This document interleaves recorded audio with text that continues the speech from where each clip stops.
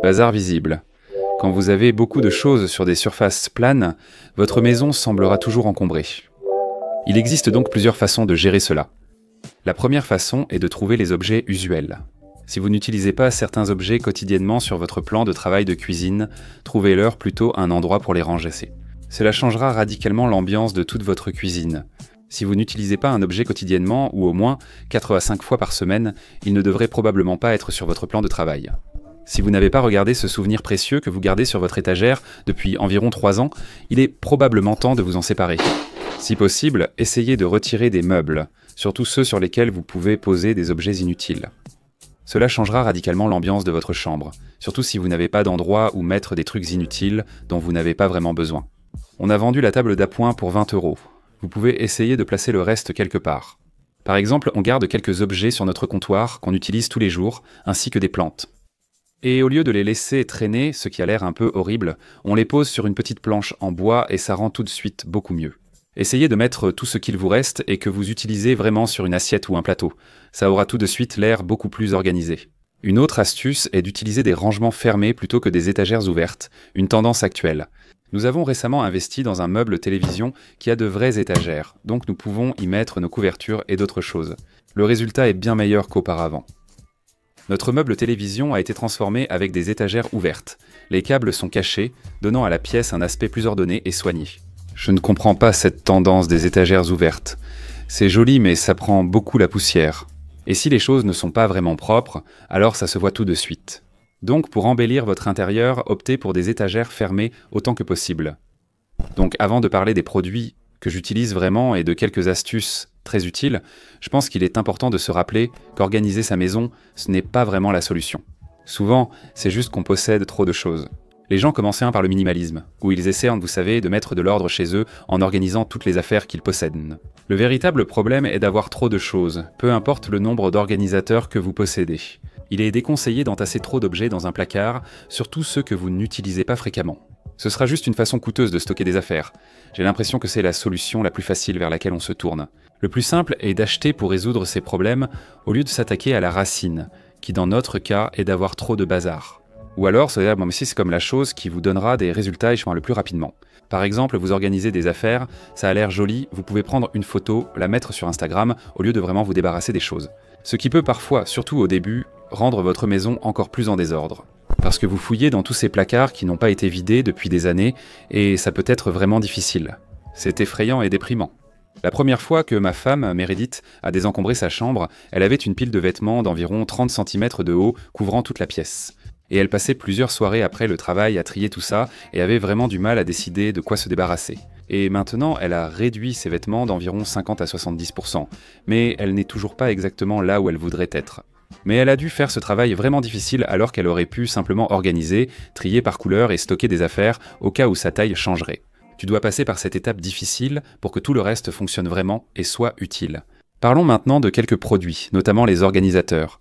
Ils sont surtout destinés aux choses dont vous avez vraiment besoin, pas pour tout ce dont vous pouvez vous passer.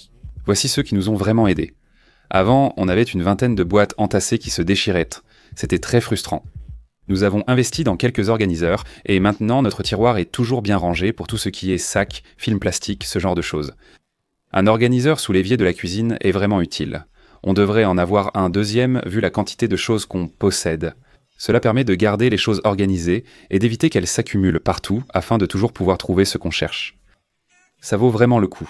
Les paniers, encore une fois, ça permet de rassembler toutes vos affaires. Avant, si on avait genre 30 ou 50 trucs différents sur cette étagère. Et maintenant, on a des paniers. Chaque chose a son petit panier, rendant cet endroit bien plus organisé. Chaque objet a son propre panier, ce qui permet de toujours savoir où le ranger. Ainsi, rien ne se mélange et on n'oublie plus les affaires au fond. On organise selon la facilité d'utilisation. Ce qu'on utilise souvent est devant, à hauteur des yeux et facile à attraper. Et toutes les choses qu'on n'utilise pas souvent sont rangées en haut, dans cette armoire à pharmacie. C'est à l'arrière, derrière le panier à linge, pour le stockage à long terme, y accéder tous les jours serait vraiment agaçant. Ça aide. Toutes ces règles et habitudes sont très bien, mais au final, tout revient au fait de ne pas avoir trop de choses chez soi.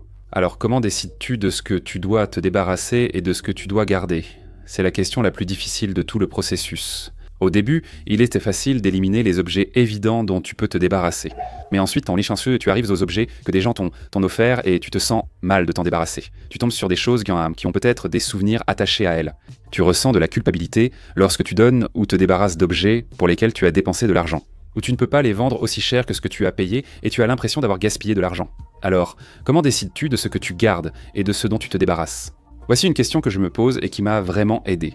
Si je ne possédais pas cet objet, est-ce que je dépenserais de l'argent pour l'avoir ? Si je ne possédais pas cette paire de chaussures, est-ce que je dépenserais 100 $ pour les avoir ? Si la réponse est non, cela signifie peut-être que tu devrais t'en débarrasser. Cette question s'applique à de nombreuses choses. Si tu n'irais pas vraiment refaire cet achat, alors tu n'as probablement pas besoin de cette chose. Pour les tasses, oui, je les rachèterai. On s'en sert constamment et je les apprécie, elles sont bien. Lorsque j'ai décidé de vendre la table d'appoint cette semaine, j'ai réalisé que je ne l'achèterais pas moi-même. Je ne m'en sers même pas. Je n'aurais pas payé pour ça, mais finalement j'ai pu en tirer un peu d'argent, ce qui était sympa. Et toi, tu dépenserais pour ça ? Une autre question à se poser est, en cas d'incendie, détruisant cet objet, est-ce que je me sentirais soulagé ou non ? Ça m'a aidé avec la culpabilité quand des gens m'ont offert des choses à Noël que je ne voulais pas, n'avais pas demandé, dont je n'avais pas besoin. Je ne les ai même jamais déballés, mais je culpabilise de m'en débarrasser. Si je me disais vraiment que, tu sais, ce serait plutôt cool qu'ils brûlent et disparaissent, ma vie serait plus simple. Tu paies peut-être un box de stockage plein d'objets jamais regardés, mais tu ne veux pas t'en occuper un. Et c'est comme ce gros truc où ton sous-sol est plein de choses, est-ce que tu serais vraiment soulagé si tout ça partait en fumée ? Si c'est le cas, débarrasse-toi de ces affaires. Si c'est difficile pour toi, demande l'aide d'un ami un peu casse-pied. Explique-lui ton plan et il t'aidera à te débarrasser de choses sans attachement émotionnel. C'est une bonne astuce. Si tu n'y arrives pas tout seul, demande à quelqu'un d'autre de te forcer à le faire ou de le faire à ta place. C'est une bonne stratégie. Il est crucial de se souvenir que ce n'est pas une question d'Instagram.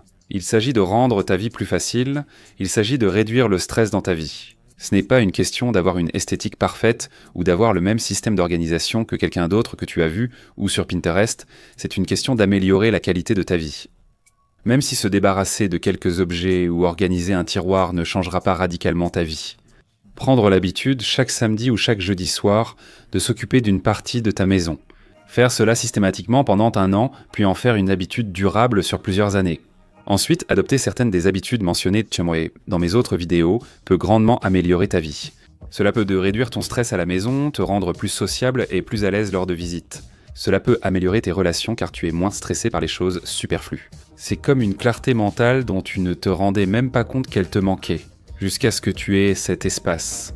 Lorsque j'ai entamé ma démarche minimaliste, j'ai réalisé que chaque objet que je possédais occupait une place dans mon esprit. Au fur et à mesure que je me débarrassais de choses et simplifiais ma vie, j'avais moins de choix à faire.